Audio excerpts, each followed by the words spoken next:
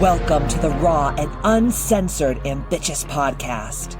During our time here together, I will be instilling all of the strength, power, and determination you will need to use the very stones thrown at you to build your ultimate empire.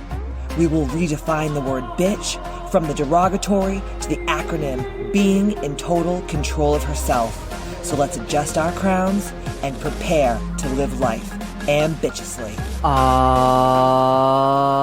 Yeah, here I am, the original HBIC, Katie motherfucking Boyd.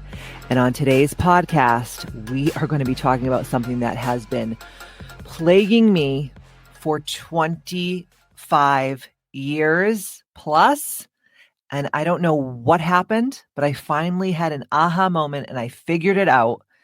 And ever since I figured this out, my whole life has changed in so many ways. And I am going to share it with you today. And it is about being the lighthouse versus the lifeboat. Okay. Oh, man. When you listen to this, and if you are a empath and you are a loving, kind soul and you deeply desire every day of your life to wake up and serve and give value and just love on people and help them, even if they didn't ask you to, okay? You want to just put your 2 cents in there at all times because you think you're being a nice person, but it's actually not being nice. It's actually being very selfish. And let me tell you a little bit about this concept. So years ago, I read this book, and I think the book is called Light is the New Black, if I'm not mistaken. This is many, many years ago. And I loved this book. It was probably in the first part of my real, true spiritual awakening. And one of the chapters was talking about being the lighthouse. So it was very interesting to me. I was like, oh, what does this mean? This is very interesting. And it said, the story goes, so think about it. You're a lighthouse. You're just foundationally plugged in to rocks, and your light is shining out into the ocean, and the ships are seeing the light. Right? The ships in the water are seeing the light, and some of the ships are going to follow that light, and they're going to find their way to safety, right? They're going to dock in the port, and they're going to dock unscathed, right? They're not going to have any issues. And then there's going to be boats that see the lighthouse that are going to get lost at sea. And there are boats on the water that see the lighthouse, and they may just ignore the lighthouse. They may ignore the rocks, and they may end up hitting rocks, fucking up their boat, and winding up somewhere derelict on a beach, stranded. Okay. Now, all that being said, because I'm painting this picture for you, all that being said, think about, does the lighthouse run around the island and say like, yo, ships, come over here. Like, I'm over here. I'm going to help you. Just follow my light. And does it like go side to side and freak out and try to like pull the ships up to where they're supposed to be? Or does the fucking lighthouse just stand in all of its majesty, just shining its light, doing its singular job, and whomever is supposed to docks safely, and whatever boat is supposed to just crash up against the shore is supposed to do that, because that's in that boat's life contract. And are some boats going to totally ignore the lighthouse and get lost at sea? Abso-fucking-lutely. This has been going on since we became seafaring people, which was tens of thousands of years ago. And when I listened to this book, I read this book, I have it on audio and I also have it a physical copy. But when I was reading this book and I heard and read these words, like it definitely sunk in. I definitely understood the concept, but I didn't realize up until maybe just a couple of months ago that I was being the lighthouse that was running all over the island, trying to save everyone instead of just knowing I have this one singular job that God put me here on earth to do, and the right boats, i.e. people, clients, friends, etc., are going to find me, and the ones that aren't meant for me will not. And both things are okay. So then about a month ago, I was doing an event at my studio, KBMFC Wellness, and it was a autumn equinox event. And it was all about, we're reaping what we sowed. We are harvesting all of the beauty, all of the creations, etc. And I don't know how we got on it, but somehow, I don't know where this came from, but I said to the girls, one of the things that I'm working on is I'm working on being the lighthouse and not the lifeboat. And I almost ever get impressed with yourself when you say something, you're just like, oh my God, where did that come from? And I knew it was coming from God. I knew that I was doing my work and that God was preparing me to level up.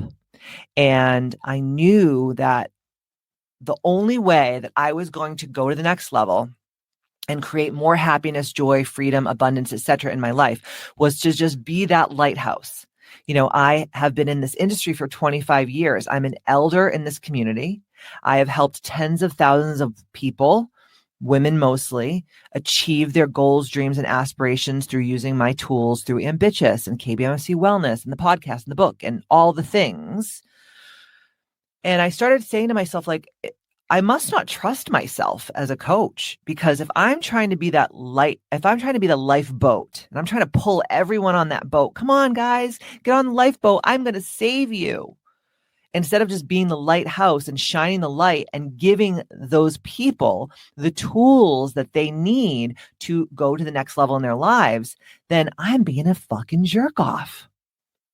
And when I said this, it was like this beautiful aha moment. And it was so funny because all the ladies in the class were like, oh my God, Katie, that's so good. And I was like, okay, I got to do a podcast about this. So I am going to walk you through some pretty intense shit today.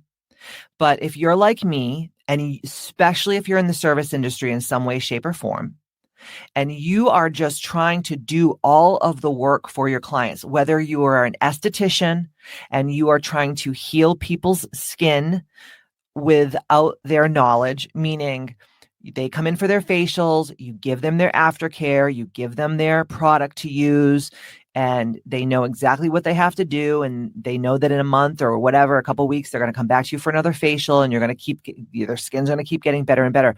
You cannot go and police this person and make sure that they wash their makeup off at night, that their pillowcase is clean, that, they are washing their face after they work out and sweat, that they're wearing sunscreen or whatever you as an esthetician give them as the protocol. And it's the same thing with me as a health and wellness coach and a motivational speaker and someone who truly has given people tools for 2+ decades. I started realizing I can just give them the tools and I have to be the role model for them. So when I'm working out, when I'm eating properly, when I'm getting my 8 hours of sleep, when I'm taking my supplements, when I am doing the thing, I'm doing it not only for myself, but I'm doing it to inspire others. But I'm not holding these people's hands and saying, you have to do exactly what I want you to do and what I do because I know it works. They have to figure that out on their own. And part of growing and part of evolving and ascending in this world is knowing that you cannot use the tools for the person. So, for example, if you have a toolbox and you have to bang a nail in the wall, are you going to use a Phillips head screwdriver to do so? No, you're going to use a fucking nail and a hammer. And when you give people the tools in their toolbox, they have to figure out on their own which tool is appropriate for what job. You cannot force them to use the tool of your choice. You just have to say, here's your tools. I taught you how to use them. Now it's up to you. So how do you know? This is the first part of our podcast today. This is like a fucking masterclass. This podcast, I promise you, is going to change your life. And if you know people out there that are being the lifeboat and not the lighthouse, send them this podcast. Tell them that you love them. Tell them that you don't want to see them doing this any longer because it's hurting them.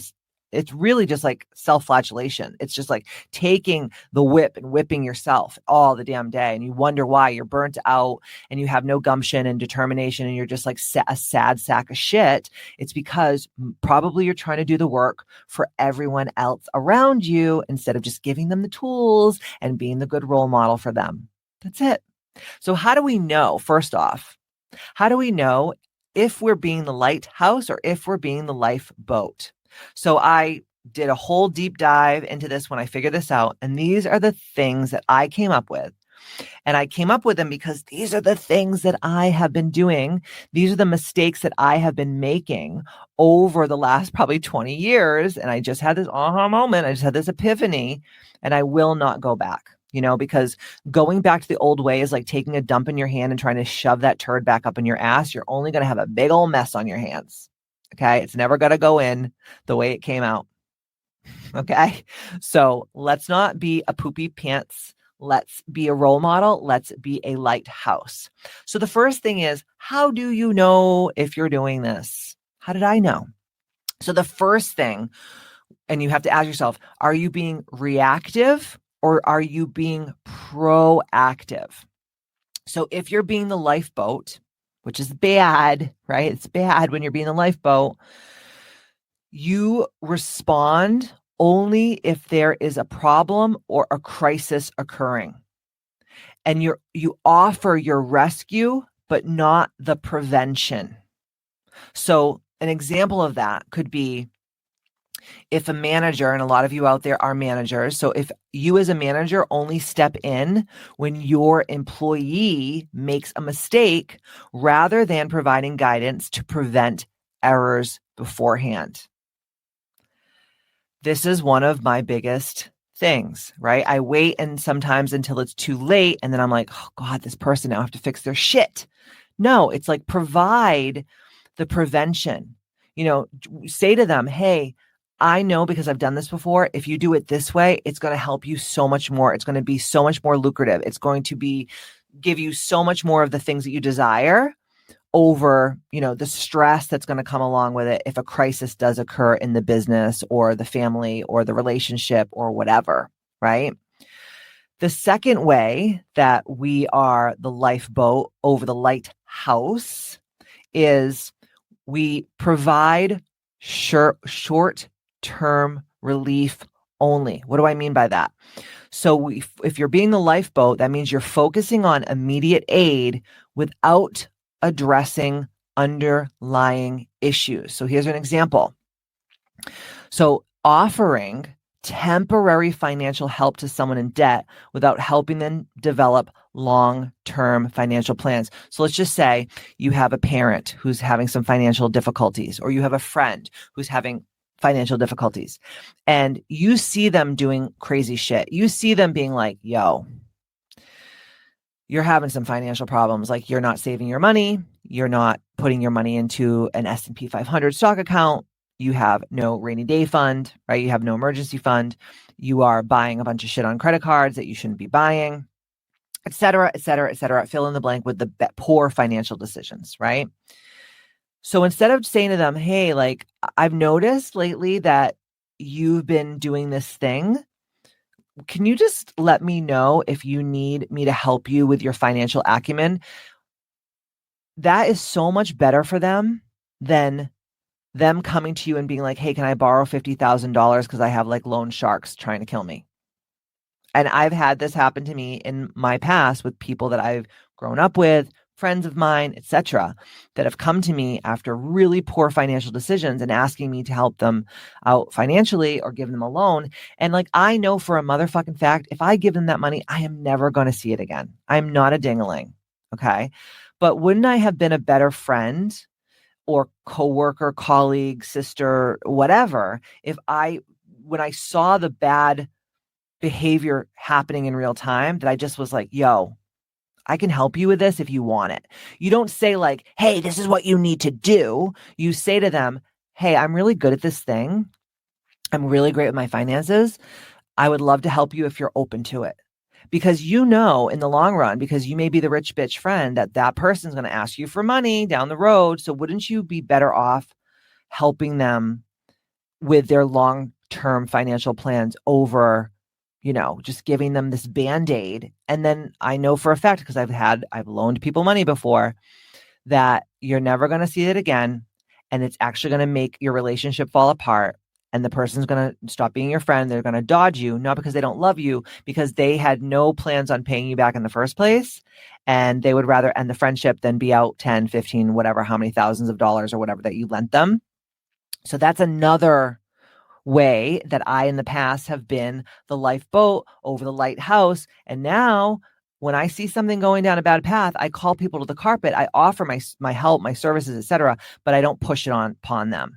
But let me tell you something. If I offer you my service and my help and you don't take it, don't fucking come and ask me for money. Don't you goddamn dare. Because the answer will be a capital N with a capital O. No. And it's a complete motherfucking sentence. Okay.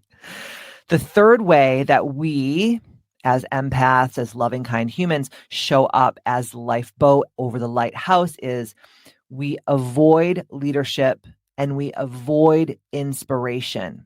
What do I mean by that? So if you're acting as the lifeboat, you're going to act as a rescuer rather than a source of motivation and direction. So what's an example of that?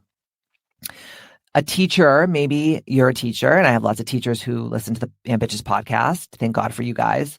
But a teacher only grades papers without inspiring students to learn or grow, right? So like if all the class is getting Fs on their exams, you as the teacher might have to be like, yo, am I avoiding something? Am I not being a good leader? Am I not being motivational? Am I not being inspirational? You have to really check yourself. You have to really be honest with yourself.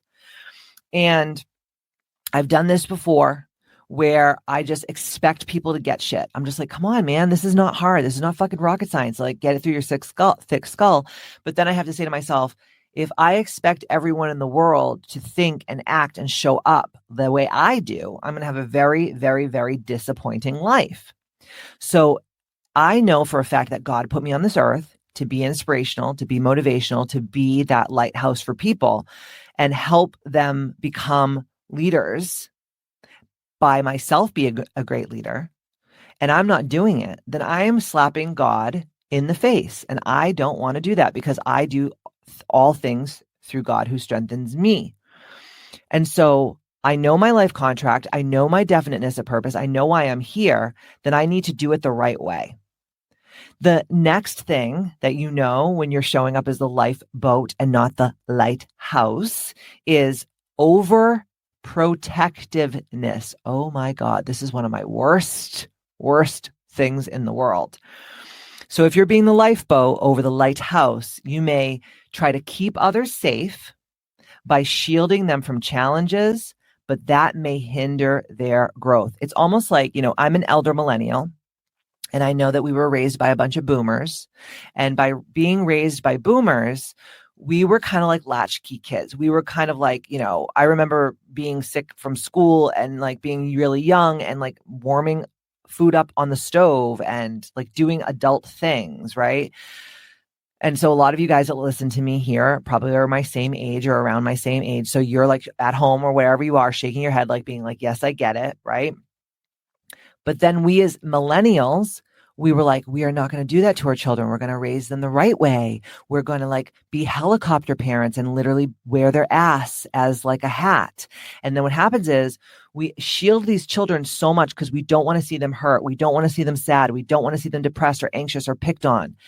But then by us stepping in and always being their protector, we're not allowing them to have challenges and adversity in their lives so that they can grow and become future leaders, right? That's why now all these young kids that are Gen Z and Gen Alpha and all the little kids that are coming up even younger than that, we all talk shit about them. We're like, oh my God, they're such pussies. They're such like little bitches. They're little baby bitches. And it's like, do you think it's their fault? No, bitch, you did this to your children. You were the helicopter parent. You were the one that didn't want to ever see your kid cry. You wanted a gentle parent. You wanted to do all these things. And now look, your kid is pooping in a cat litter box in their high school. And they're furries because you just let them do whatever the fuck that they wanted to do. And you taught them that they were special. And it's like, no, sometimes the adversity, if not all the times, because I look back at my life and I say, where did I have the best learning lessons? It was when I was anxious and depressed and fucked up and broke and abused and scared and all the bad things. And it taught me like, no one's coming to save me. I have to rise to the occasion. So when you are shielding your children, your spouse, your best friends, your coworkers, your clients, etc., from any adversity, you're hindering their growth. You're actually hurting them. And it's coming from a place of ego because you think for some reason that you know better, and you don't. Because if you did, your kids wouldn't be shitting in a cat litter box at school. It's okay. The next one is number 5. How do you know that you're being the lifeboat and not the lighthouse? Well, you're an overprotective hoe. So when you're being the lifeboat, you keep others safe. You're dependent. Oh, wait a minute. Hold on. I already did that one. See, this is the problem. I got so fucked up on that one because I was talking about the shitting in the kitty litter box that I fucking lost my tits. Hold on. Let's go to the next one. Dependence on external solutions. If you're being the lifeboat, you ready? Here's the example. You provide help that sustains dependence instead of empowering independence. So here's a little example. A leader who fixes every problem for their team, preventing their team members from learning to solve problems themselves. How many times do you see this?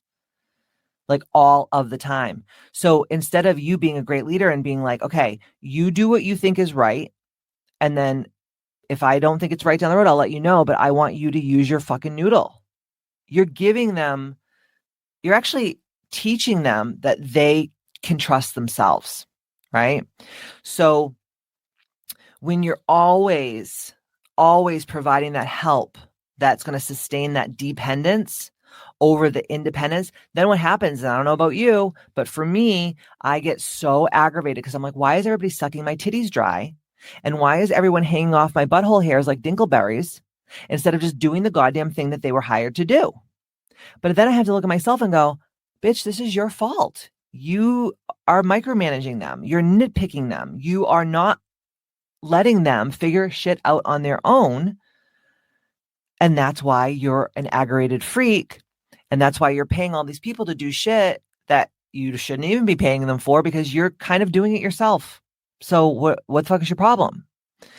The next one is focusing on crisis management. I cannot tell you how much I see this. It's really wild. And I do it myself. And I'm learning and I'm growing and I'm getting better. But when you're being the lifeboat, you only react during emergencies and you ignore the bigger picture. Okay. So here's an example. A healthcare worker who only tends to immediate injuries without working on preventive health measures. How many doctors do you see? And I work with a lot of doctors. They don't do this, but I see this a lot in other doctors. Is instead of saying to the client or the patient, I guess, if you will, instead of saying to the patient, hey, in the last year you've gained 30 pounds. I think that we should talk about weight management. I want to talk to you about what you're eating. I want to talk to you about how you're moving your body. Are you getting enough sleep? What's your stress like?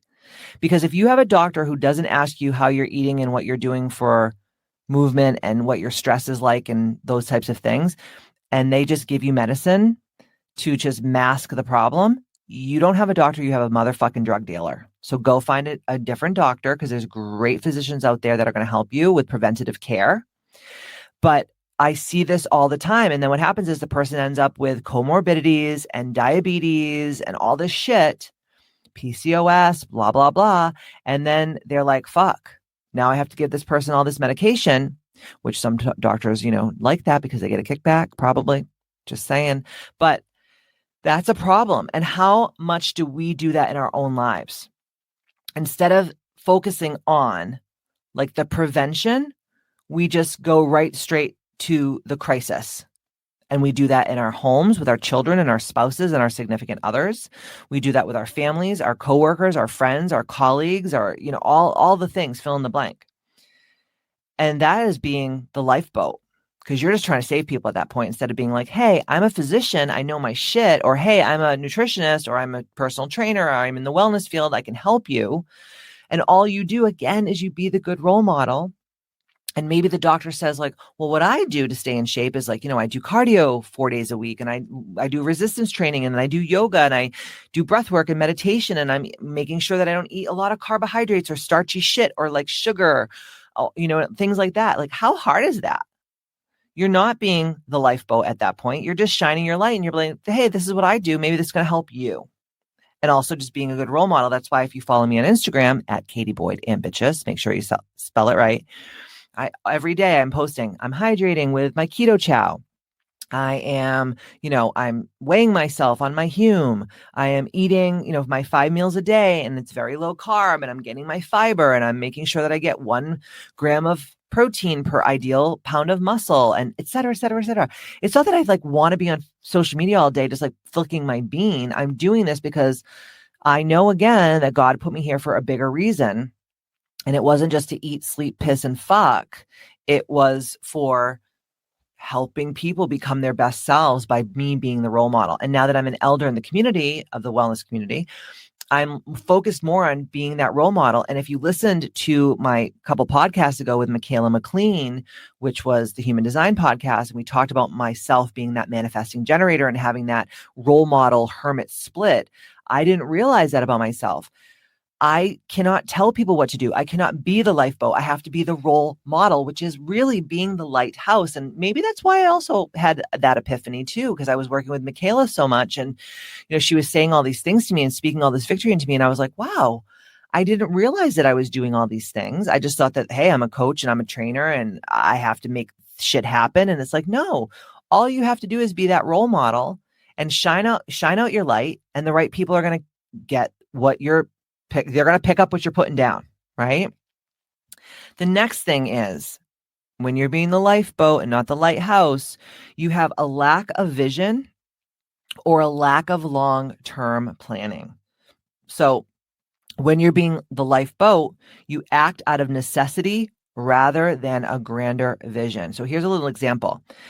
An example of this could be an organization that only addresses current threats rather than innovating for future growth. This happens so much in my industry where like trainers and coaches and, gym owners will watch their competitors instead of just like innovating their own offerings and their own deliverables and making themselves so good at what they do that they can't be ignored, and making themselves so good instead of like worrying about expanding and getting a bigger, fitness facility. It's like, just pack that motherfucker and to make people so happy and create that beautiful community.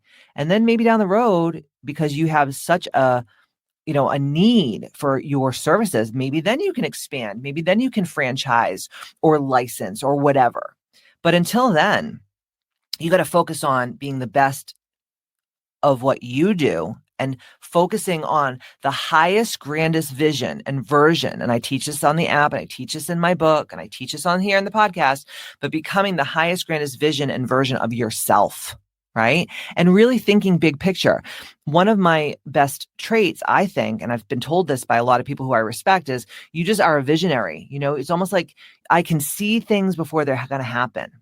And maybe that's also my Aquarian nature, because I can really pull myself out into the macro and see almost like what's going to come next before people can see it or feel it or touch it or etc.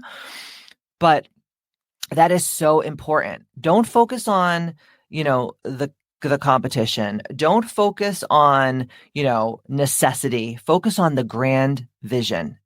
And that way you'll be the lighthouse, not only in your clients' lives or your friends and family's lives, but in your life, number one.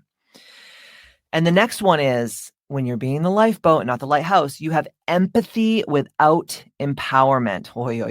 This one is good. So when you're being the lifeboat, you show concern and offer to help, but it doesn't foster the person's independence. So here's a little example. An example is maybe it's a counselor who listens to problems without helping the person develop coping strategies. It's actually one of the reasons why I do not like therapy, because most therapists, you go, they have you relive the trauma, bring it up over and over and over again, and then ask you, well, how does that feel? It's like, not well, bitch, as Dorinda Medley would say, not well, bitch. Okay. When I coach people, whether it is in like a life coaching, healing, trauma kind of container, or when I help them with their fitness or their wellness, or I help them with their spiritual evolution, or one of my favorite things to do is help women in business, take their businesses to multiple 6 and even 7 figures. What I do with them, and I was like, okay, here's the problem. Okay, listen. And then I'm like, this is what I have done in the past because I've also had that problem. Or here's some really great tools to use to get you out of this mess, or get you out of this feeling, or get you out of this hypnotic rhythm, or get you out of this financial problem, or gain more clients, or scale your business, or create an app, or whatever it is that I'm coaching them on. I don't just listen to people bitch and complain. I, as a coach and as someone who deeply cares, I always am giving people the tools to change their life in so many ways. Now, the next thing I want to talk about, because I really painted that picture for you. So you're probably, in the park walking with your baby in the carriage, or you're on the treadmill, or you're driving in your car to work, or wherever you are. Okay. I kind of painted that picture so you could really understand, like, oh, okay, this is what being a lighthouse is, and this is what being a lifeboat is. And now I want to kind of get into how to consistently show up as the lighthouse. So what are we going to do? All right. So here's what we're going to do. So this is going to counteract everything that we just spoke about. All of the problems, all of the ways that we all are showing up as the lifeboat and not being the lighthouse. Okay. So the first thing we're going to do to consistently be that lighthouse is we're going to lead with vision and purpose. We are going to focus on clear, inspiring vision that guides all of our actions, right? So an example of this could be setting a goal to inspire and uplift others through your words and deeds rather than just reacting to situations, right? So let's just say you're on a weight loss journey. And I'm not a big proponent on telling everybody what you do. Just be about it. Don't talk about it. But sometimes it is nice when you're going on a fitness journey to share it with people. And I think also sharing it with people helps you stay consistent because you put yourself out there and now you're like, well, I got to do it because now it's on social media. Now everyone's watching what I'm doing. Okay. But when we do something like that, we're doing it from a clear, inspirational vision. And we're using that clear inspirational vision to always guide our actions. And we're not just reacting to any old situation that comes across our desk. Okay, so that's the first thing. We're going to lead with vision. We're going to lead with purpose. The second way to be the lighthouse is to be a source of consistent guidance. So you're going to offer stability. You're going to offer direction, even when times are difficult. And an example of this could be acting as a calming, steady presence during stressful moments and providing reassurance and clarity. This is something that I tried to do diligently during the pandemic. It was one of the scariest times for all of us in our lives. It was so uncertain. I didn't know, if tomorrow we're just going to all croak. But I showed up and I was on my app going live 7 days a week. I was creating programs for people. I was working on their health, working on their wellness with them. And that is why the women that were, was with me during the pandemic on my app are still my clients to this day. Some of my clients have been here for 20 years. Yeah, that's crazy to say. But that just goes to show you who I am and how great I am at what I do and how I create these loyal relationships with people because they know I am going to be their biggest cheerleader, but I'm not going to do the work for them.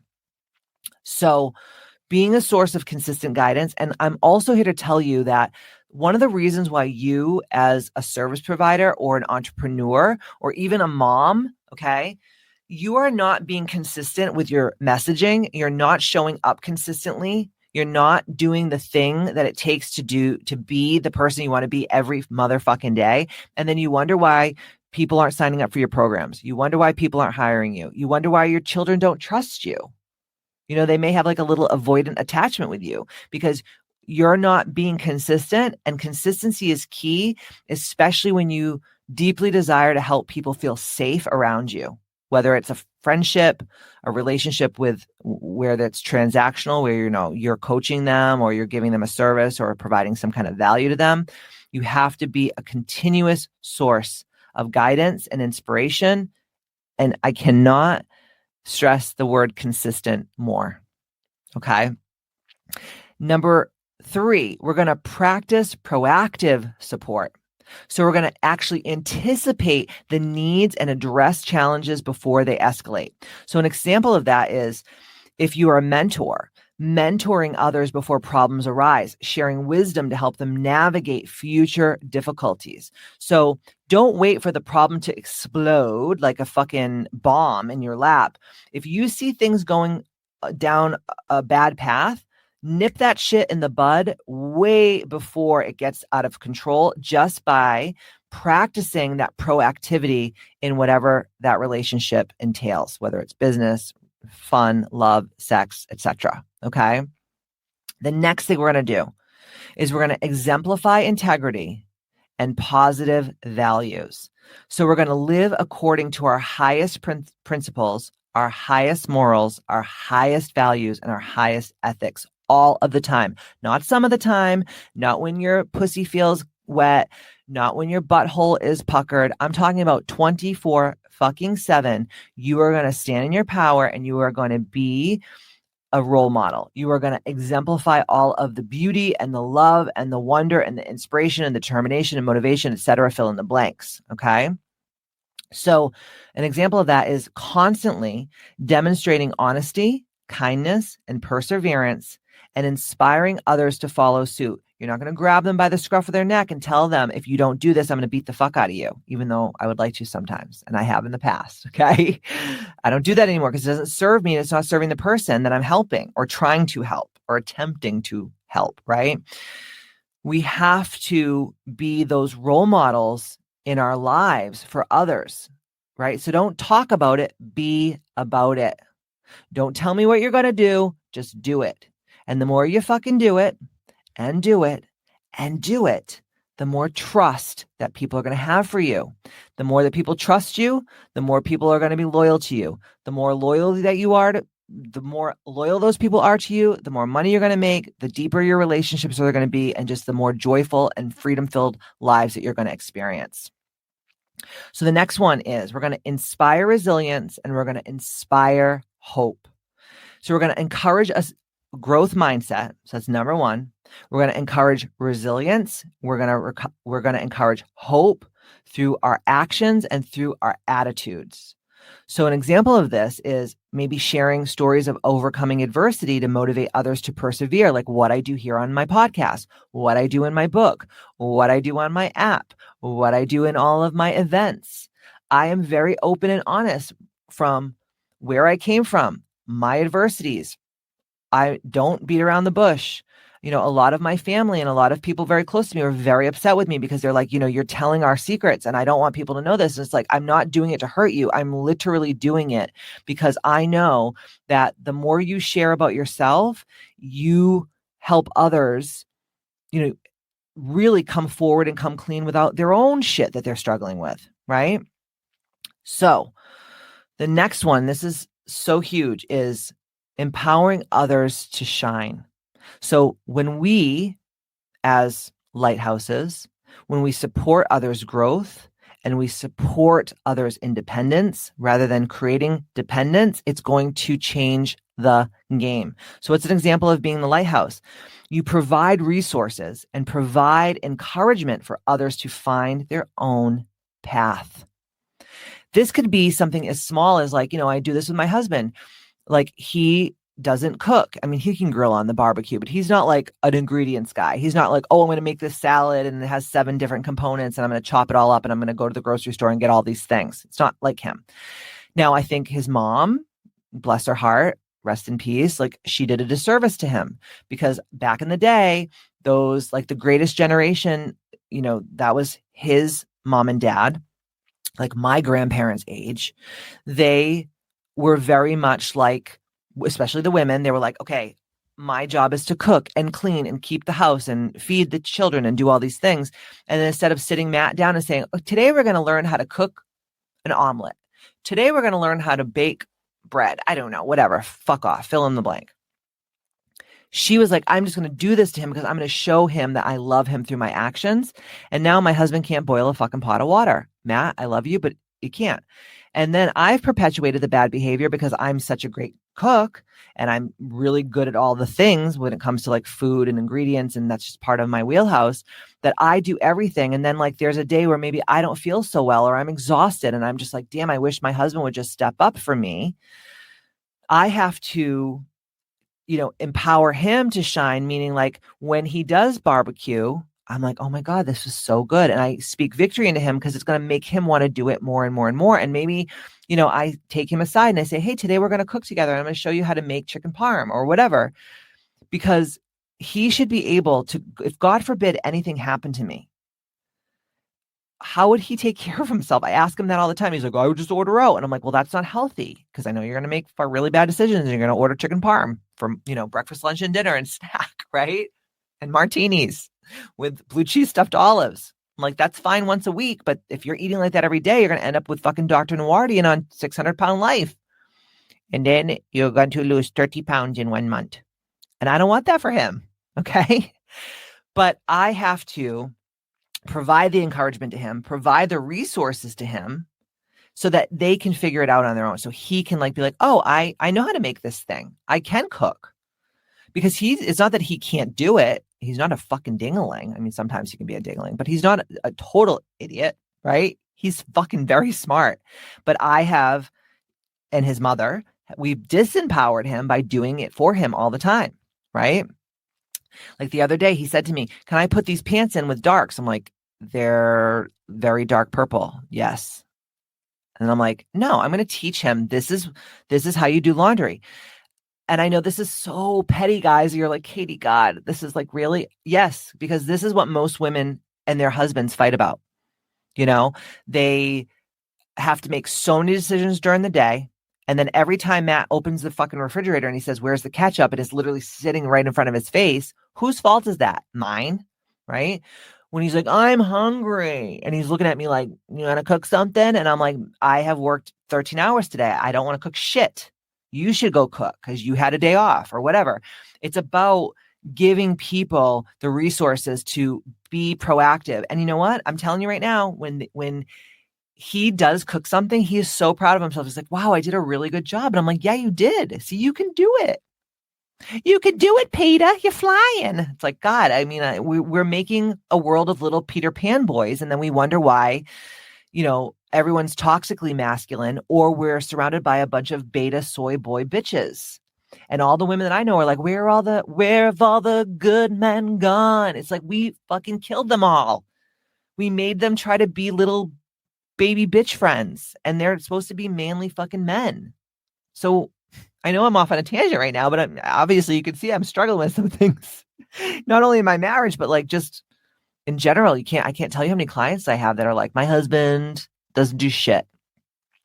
And I'm like, do you want to fuck them? And they're like, not really. And I'm like, it's probably why. Because like my love language is acts of service. Most women's are. Just saying, for all the men out there that are listening to this podcast. All right, we're moving on. We're not going to bash the men folk anymore. We've done enough. Okay. The next one is to be a lighthouse. We're going to maintain a calm, focused presence, right? Remember when I was talking about the lighthouse before? It's not like, hey, boats, it's having a fucking anxiety attack, right? No, it's just in its beautiful, foundational, grounded energy, shining its light to the boats. So we're going to stay centered always amidst chaos. And we're going to provide stability for myself, yourself, and others. When you are that lighthouse, when you are that like foundationally grounded person, it makes other people feel so good around you, makes other people feel so safe, right? So we're going to practice mindfulness, and we're going to practice self-control, and we are going to be a steady influence during all crises, It's just bottom line. And the last thing that we're going to do to be the lighthouse is we're going to share our wisdom and we are going to share our perspective. We're going to offer insights that help others see the bigger picture, and we are going to foster clarity and direction. So that may mean giving thoughtful advice that encourages reflection and growth in others, right? That's so huge. Before I go on, because we have some more really juicy stuff here on the Ambitious Podcast, I want to talk about one of our Ambitious Podcast sponsors. That's Hume, and that's the Bod Pot. And this Ambitious Podcast, the official sponsor is Hume. And if you're serious about optimizing your health and achieving your fitness goals, I've got something you'll want to hear about. I've partnered with Hume, the revolutionary at-home body composition measurement system. And with Hume, you can get an accurate DEXA scan right from your own home at a fraction of the cost of traditional scans. And thanks to Hume, all of my clients and listeners are able to track their progress more precisely, whether they're looking to shed fat, build muscle, up their bone density. If you're over 40, that's what you really need to be focusing on right now, or just get a clearer picture of their overall health. The Hume Bod Pod scale has been a game changer in helping my clients unlock their best shape ever. And here's the best part for you. If you use the code that is provided in our show notes at hume.com, you're going to receive $20 off your purchase. That's right. Take control of your health today with cutting-edge technology that's accessible and affordable. Don't wait. Get your body measurements spot on, set your fitness goals, and crush them. Head on over to hume.com and use the code. Your best shape is just a measurement away. And I can't tell you how much that Hume has already helped all of my ladies at KBMC Wellness who are doing the positive protocol. They're so excited because they're not just having weight loss goals on the scale, but they're having non-weight loss scale goals, meaning like their body composition is totally changing, their bone density is going up, their metabolic age is going down, and their adipose tissue is going down, their visceral fat, which is big problem. That's the fat that can wrap around our internal organs. That is going to really be the harbinger of what's going to happen to your health as we get older. And that's where a lot of the comorbidities come from: high blood pressure, high cholesterol, and just metabolic disease in general usually stems from a lot of visceral fat. And I just love when the ladies come in, they're like, oh my God, my metabolic health went down on my Hume last night. And we have one at my house, and we also have one at KBMC Wellness that the girls just hop on all the time. And it's just wonderful to watch. So head on over to get your Hume. Okay.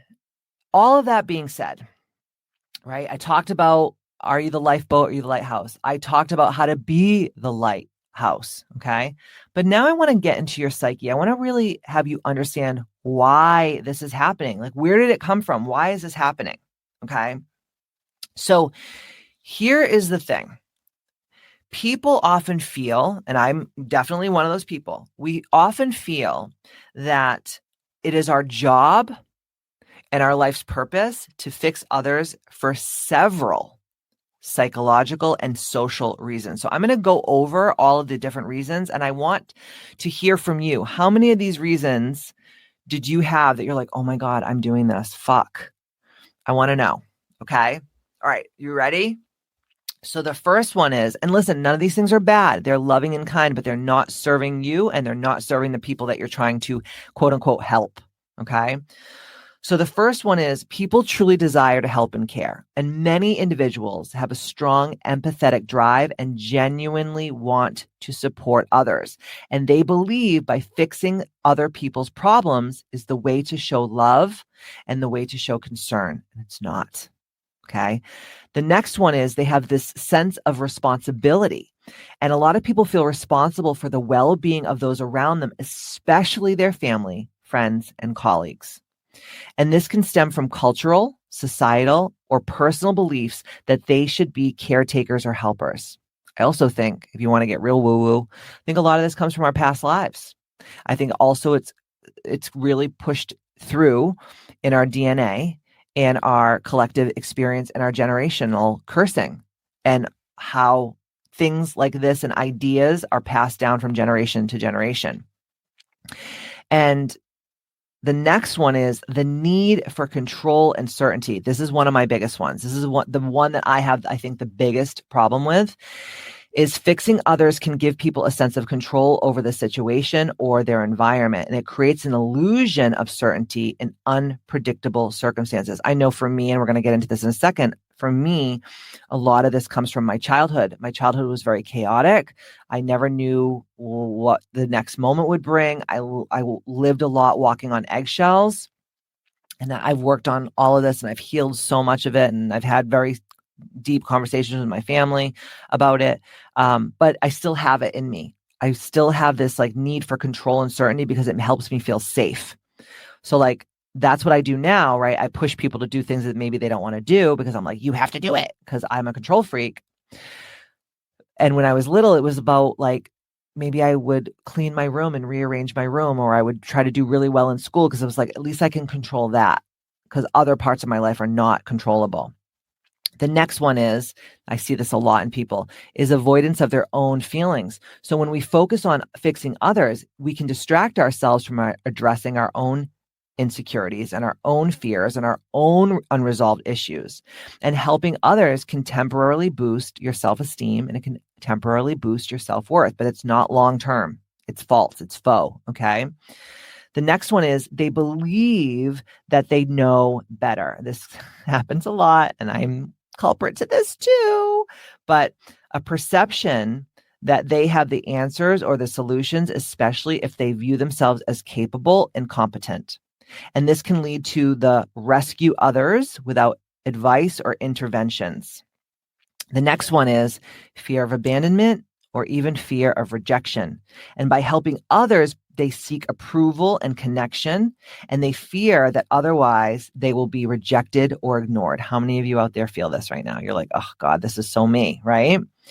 The next reason is they're conditioned from past experiences. So some people have a personal history of being cared for or conditioned to see helping others as a duty. That's why a lot of people get into service industries. They become nurses, doctors, healers, estheticians, hairstylists, psychologists, therapists, etc. Because something happened in their lives from past experiences that they're like, I have to do this work, I have to save people. And nothing like that is ever going to help you ever. And the last one is they have guilt or they have shame. And a lot of people struggle with both. I do. But feeling that they're responsible if others are struggling, which pushes them to fix them or rescue them. I can't tell you how many times I would look at family or friends or loved ones or exes, and I'd be like, oh, I just have to help them. I have to fix them. They're really having a hard time. And it's like, no, because then it becomes this codependent enmeshment, and that's not healthy by any means, right? Okay. So here is the next thing that I really want to get into. Where does this come from? Well, I just kind of told you what happened to me, why I'm fucked up. We'll gotta get a little bit deeper onto this right now. But where does it come from? So a lot of times this lifeboat energy over being the lighthouse comes from seeking control in unpredictable situations. This was my thing. I just kind of touched upon it. But a lot of children who experience neglect and chaos, instability, trauma, abuse may learn to try to control their environment by fixing or managing others to create a sense of safety. I am a parentified daughter, and I was almost like parent to my parents when I was growing up, and I still can be sometimes. You can ask my mom. I will give her pep talks and all kinds of stuff, and she'll laugh at me and say, oh, how much was this for this session? And, it's like, hope the check's in the mail, babe. I won't hold my breath. But I still do that, and it's a bad habit. And it's almost become like with me and my mom, it's almost become this thing where it's like she almost like expects it from me. And it's like a time for us to bond and to talk. But it's like, am I really helping her? I don't know. I don't think so. Maybe I'm helping her put a Band-Aid on the thing that she's struggling with for in the interim, but long-term, no, right? This can also be from being put in at a young age as a caretaker, right? As a caretaker role in position. So traumatized or emotionally neglected children might become conditioned to take on caretaker roles early on, and they feel responsible for the well-being of their family members and others around them, right? Come on, how many of you out there right now are shaking your heads? A lot of you, right?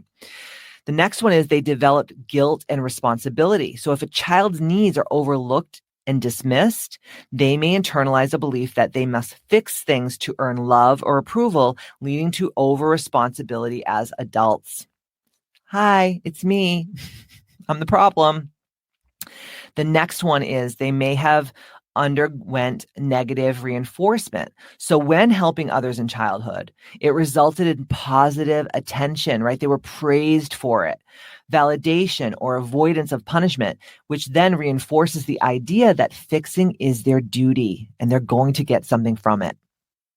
Same. All of these things that I'm saying to you is me to a T. The next one is fear of abandonment. So childhood trauma related to abandonment or neglect can lead to an excessive need to be needed, prompting someone to overextend in helping others to secure connection and belonging. Yeah, it's like if I help them, they won't abandon me because they're going to need me. It's like nothing can be further from the truth. And the last one is learned behavior. Right? So from a young age, they may have saw that fixing people as a way to gain control, safety, or affection, which becomes ingrained as a survival mechanism. So listen, if this is you and you're shaking your head at home, oh my God, this is me, we can fix it. And I'm going to teach you how. But before I teach you how, I'm going to talk about our second Ambitious podcast sponsor, and that is Keto Chow. Are you on a quest for easy, delicious, and keto-friendly fuel? Well, we've got some exciting news. Keto Chow, the leading meal replacement company dedicated to supporting your ketogenic lifestyle, is now an official sponsor of the Ambitious podcast. Imagine a quick, convenient way to get all your essential nutrients from healthy fats and proteins to vitamins and minerals in one yummy shake. That's Keto Chow. Whether you're crushing your workouts, busy with work, or just looking for a tasty way to stay on track, Keto Chow is your go-to hero. And the best part? To celebrate, Keto Chow is offering 10% off of all products just for you, our loyal Ambitious listener. Just click the link in the show notes and use the code at checkout. So why wait? Fuel your ambition. Stay keto and save big with Keto Chow, the meal revolution that keeps you energized, satisfied, and thriving on your journey. I just bought a Ninja Creamy last week, and I have been making the most incredible protein ice cream as a little tasty treat. So I use my Keto Chow. Last week I did the pistachio flavor. I love pistachio ice cream. I love pistachio flavored anything, but I use my Keto Chow, the pistachio, and I got a chocolate shake, and I just mix them up with some, I actually use Califia unsweetened, I think it's called Califia unsweetened coconut milk. And I used a little bit of heavy cream. And I mixed that with the Keto Chow shake, and then I froze it overnight, and then I put it in my Ninja Creamy, and it is the most incredible freaking ice cream. It's crazy, and there's literally no carbohydrates, and that's what I do at night after I take my little gummy and I'm feeling a little munchies, instead of just like going ham on shit I don't really have bad stuff in my house, but I'll always find something, okay? Instead, I just have my little Keto Chow and my Ninja Creamy, and it's like the most delectable thing. And I get all my protein, and there's no carbohydrates, and I don't spike my insulin before I go to bed, and I feel amazing. Okay. Thank you, Keto Chow. Love you. All right, here we go. This is going to be pretty intense, but listen, this is what we got to do. Okay. So the patterns from our childhood trauma, which have created this lifeboat over the lighthouse energy that we're all bringing to the table. When we're trying to heal, it often involves recognizing where the fucked up shit started in the first place. So recognizing these origins, establishing boundaries, developing healthier ways to relating to others. And obviously, coaching, therapy, any kind of support is going to be really effective in addressing these deep-seated, rooted problems, hangups, limiting beliefs, hypnotic rhythm, groove patterns in our brains, etc. But I'm going to now teach you ways that I have been using to heal from this, because listen, this is not healthy. You have to heal from this, because if you go for the rest of your life living like this, you are going to have a shitty, shitty, shitty life. And I don't want that for you, bitch. Okay. So what are we going to do going forward? How are we going to heal from this? And how are we going to always be the lighthouse and never the lifeboat anymore? Number one, we're going to lead by example. We're going to consistently demonstrate integrity, kindness. We're going to just demonstrate patience and resilience in all of our actions. And people are going to be influenced more by what they observe in us as the role model, more than what they're told. The next one is we're going to always practice authenticity. We're going to be genuine. We're going to be honest about our own struggles and growth. I'm going to give you an example. I had a really crazy week and I wanted to catch up with one of my clients, Ariella, and I love her and I freaking love talking to her. She's one of my favorite people in the world. And this week was so crazy. And I kept saying to her, like, oh, I'm going to get on a call. I'm going to get on a call. I'm going to get a call. And I wasn't trying to blow her off.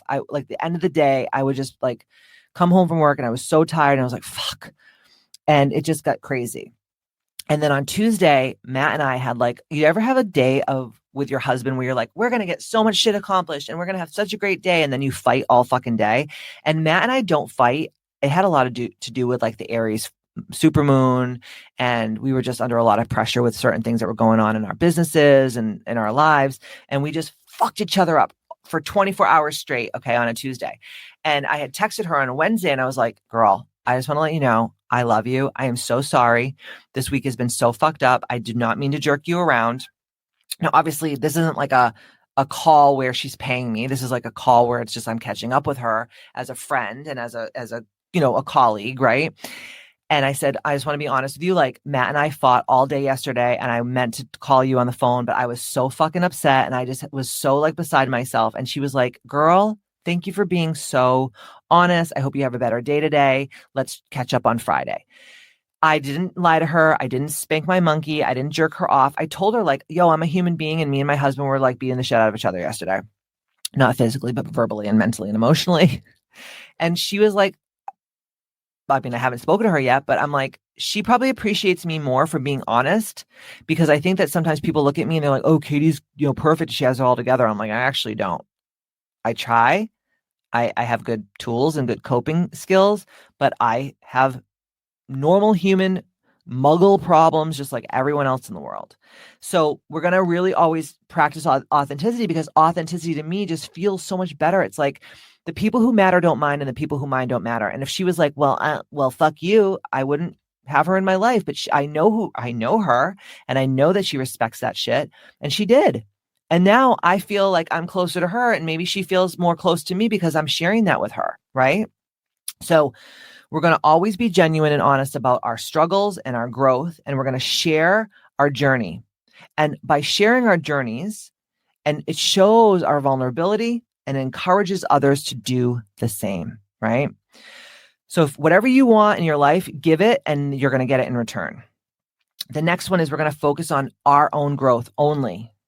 So we're going to continuously work on developing positive habits and skills and a growth mindset.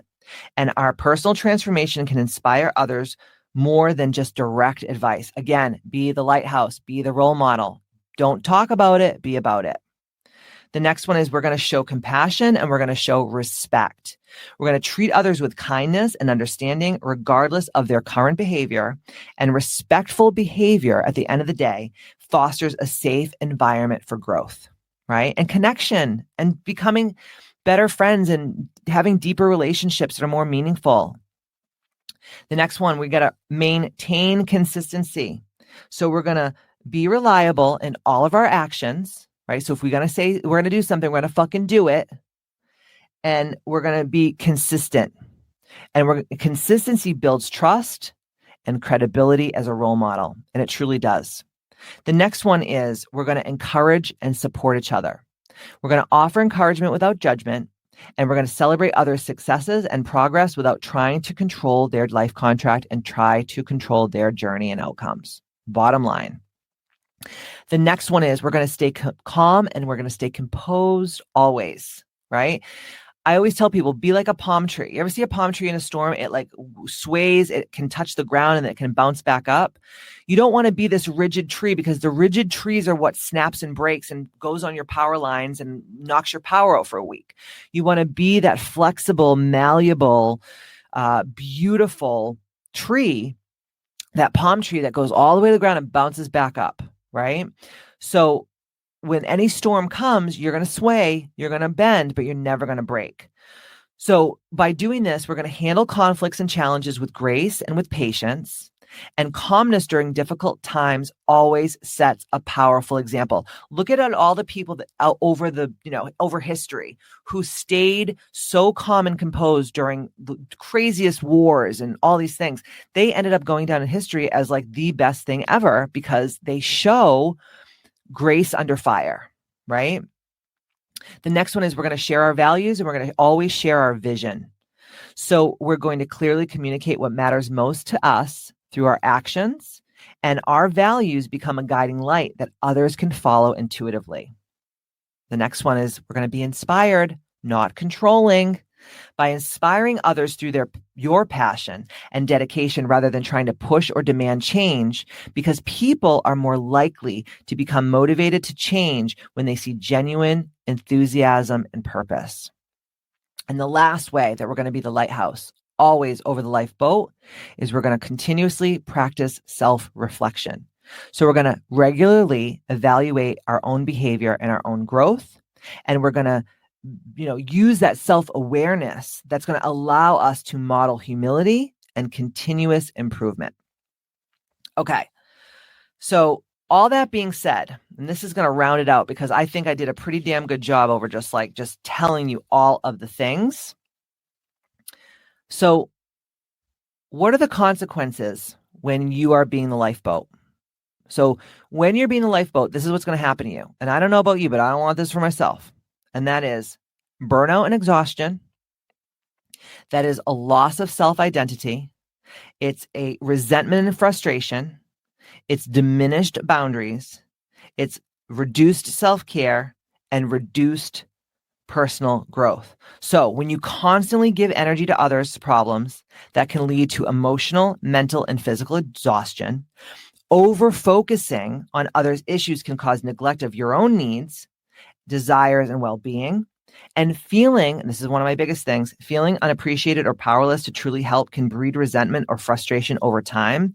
I was talking to Michaela McLean today when I was rucking, and she was like, I feel sad today. And I was like, oh my God, I feel so sad too. I was telling her how yesterday Matt and I were fighting all day, and she was like, oh my God. And she was telling me some of her stories and whatever.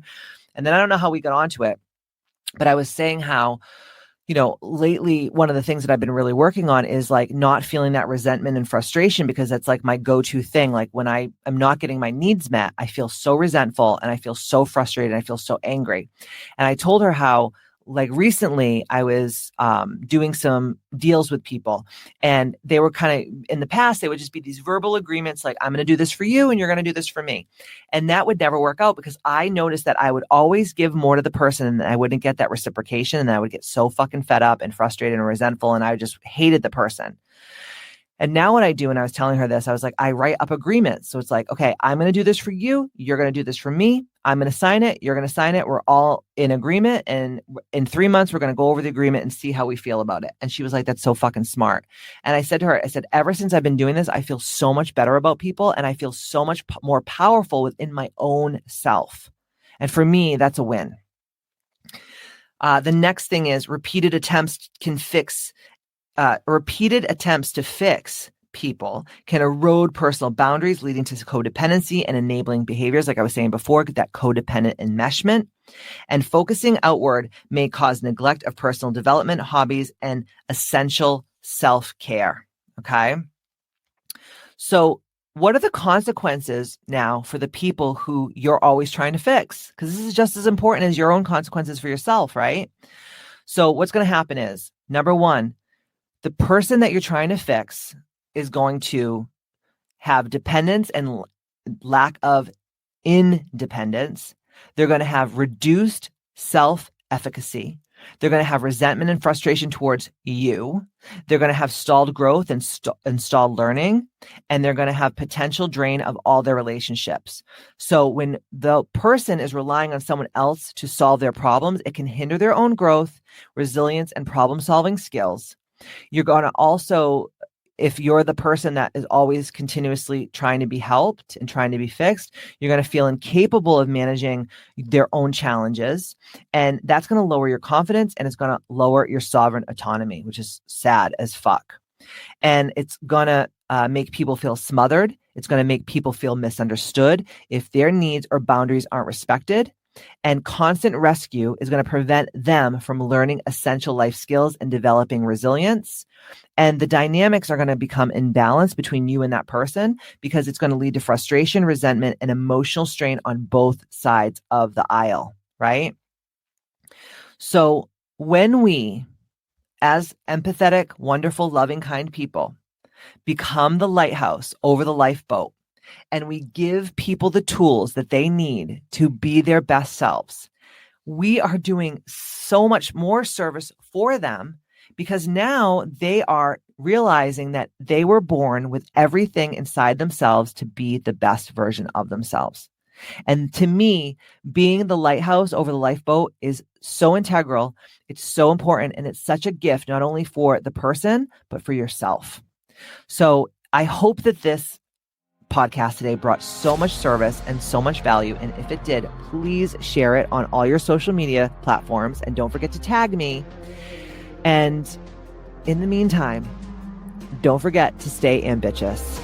And I will see you next Tuesday.